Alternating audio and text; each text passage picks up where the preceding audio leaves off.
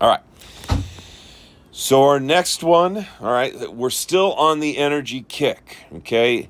Carbohydrates are the primary energy source. However, lipids come in as a close second. Now, what do we need to know about lipids? First of all, lipids are made up of the same three elements as carbohydrates: carbon, hydrogen, and oxygen, okay? Now, what are the different types of lipids? Well, we're going to think of fats. We're thinking of oils. Okay, bacon, all of those kind of things has fats in it. But we also want to think phospholipids. That's going to be cell membrane, folks. All right, so now we're dealing with lipids, and those lipids are going to be part of the cell membrane. So now we're already starting to make reference to building parts of the cell. Now, the last one is steroids, the hormones. We talked about an example of this. This was the testosterone.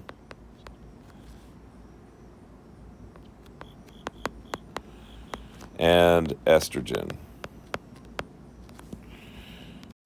All right, so functions of lipids, all right? One thing that you need to know is that lipids do not form polymers, okay? And that kind of gives lipids their kind of chemical property characteristics. Oftentimes we see fats being pretty soft, malleable, or even liquid at room temperature.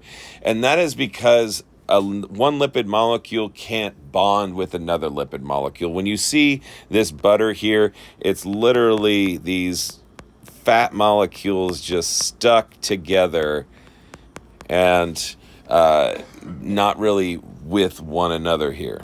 Okay, now when we talk about the structure of a lipid, it has two main parts that you need to know about. The top part, this is what we call the glycerol. And then these chains, all right, these chains are what we call fatty acid chains. Now, what these are is the energy sources, all right? The main goal of lipids, all right, the main function of lipids is long-term energy storage.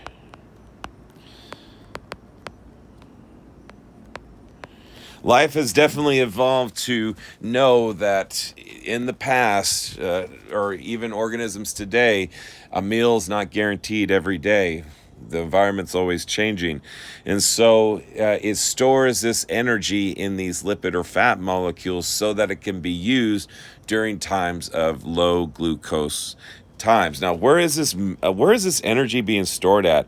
I'm going to put this down here. Energy is stored